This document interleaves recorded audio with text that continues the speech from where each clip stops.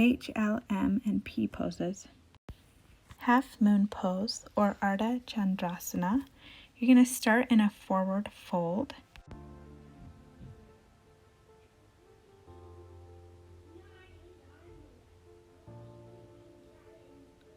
Walk your hands out about 8 to 12 inches from your feet. You're going to lift up your left leg and open up your chest to the sky. And as you do that, your leg is also going to rotate. So it's kind of like you're in a cartwheel position. Now we'll go over this pose using a yoga block for a modification.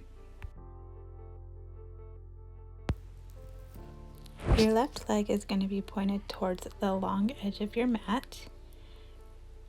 The block is in your right hand. As you tilt forward, place the block on the ground, kind of like you're in a cartwheel position here.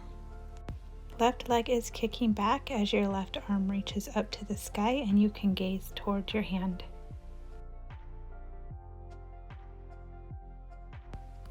Halfway lift or Ardha Uttanasana. We're going to begin down in a forward fold. And then inhale and walk your fingertips to the mat or to your shins with a flat back. Engage your core and lengthen through your spine. Exhale to forward fold. Happy Baby Pose or Ananda Balasana. Roll down to your back and engage your core so your back is completely flush with your mat. Bring your legs up and you can reach for the inside or the outside of your feet as you pull your legs down into your armpits. If your lower back comes up, make sure to ground that back down to the mat.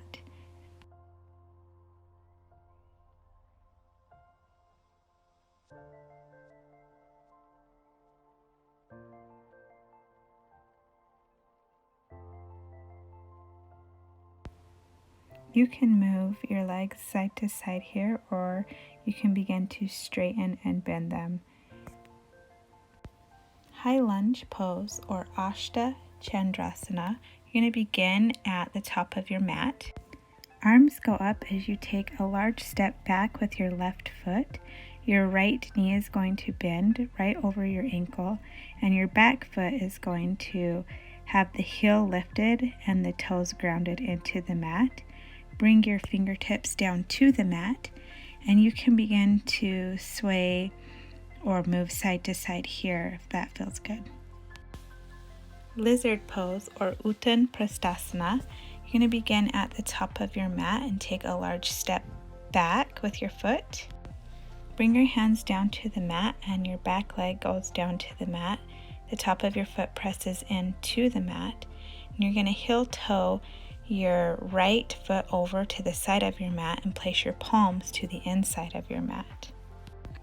You can stay here if this is comfortable for you. You can begin to open and close your foot, or you can come down to your forearms.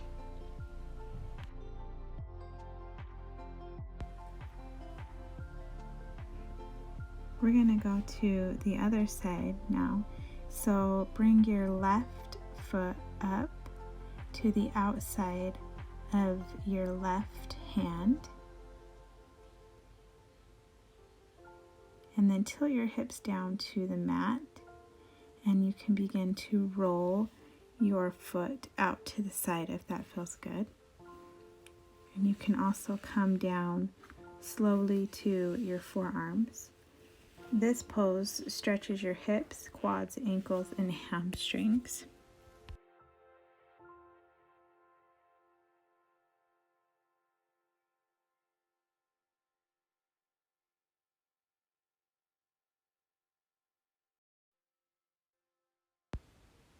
Locust Pose or Shalabhasana.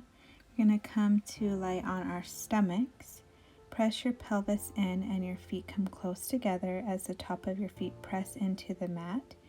Reach your hands back, palms facing down, And then engage your glutes and lift your legs and lift your chest.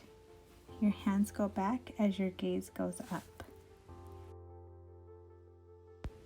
To come out of this pose, place your hands under your armpits and lift up and back.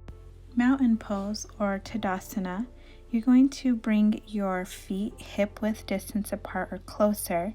Ground your feet down into the mat. You can lift your toes up here so it grounds down evenly through all four corners of your feet, and then place your toes down softly. Lift them up and place them down. Roll your shoulders back and down.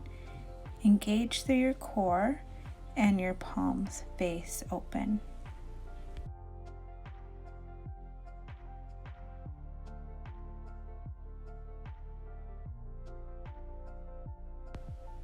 Pigeon pose or Raja Kopotasana. You can use a block for this one. I will show you how to use it on the other side. For now, we're going to start in plank pose, and then bring your right knee up to your right wrist and slide your left hip back, and your right foot should be parallel to the mat. If you can't quite get it there, you can place the block underneath your sit bone on your right side. Sit up nice and tall, your foot points back, and then you can begin to walk very slowly forward. This will give your hips a chance to open slowly as you walk your hands forward.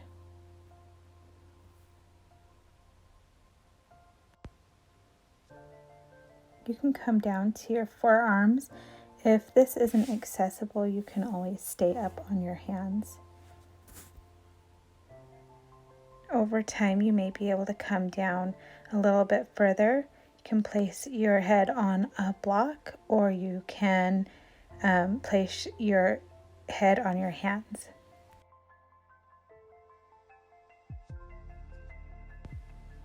Come back up slowly, and to get out of this, curl your toes under and bring your foot back.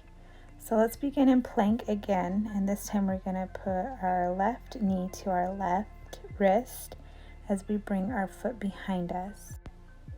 The ultimate goal here is to have that front leg parallel to the front of your mat. If your hips are lifting too high, you can place that block right underneath your sit bone. Your back leg comes flat to the mat with the top of your foot pressing into the mat, and you can lift up here. Begin to slowly walk your hands forward.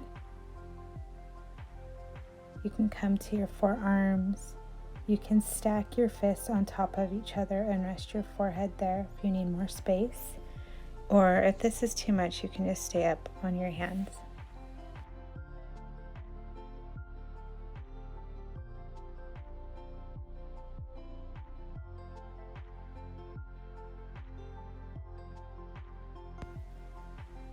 Plow pose or halasana, you're going to come down to your back.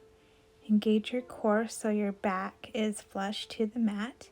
Begin to lift your legs and pull your knees in closer to your chest as you lift up and back. You can use your hands to guide your lower back here, and your feet should come on the ground up above your head.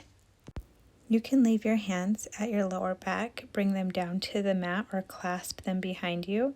To come out of this, place your hands back to your lower back and roll down vertebrae by vertebrae.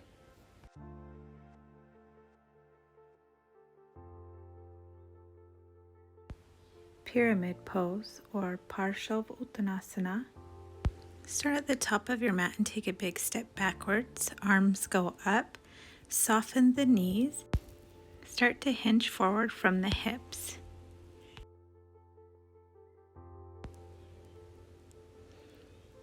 Bring your hands down to the mat with a flat back. You can stay here, or your hands can go to your shins. If you can keep your back flat, you can go down a little further. You can also use blocks underneath your hands here if you cannot reach the mat.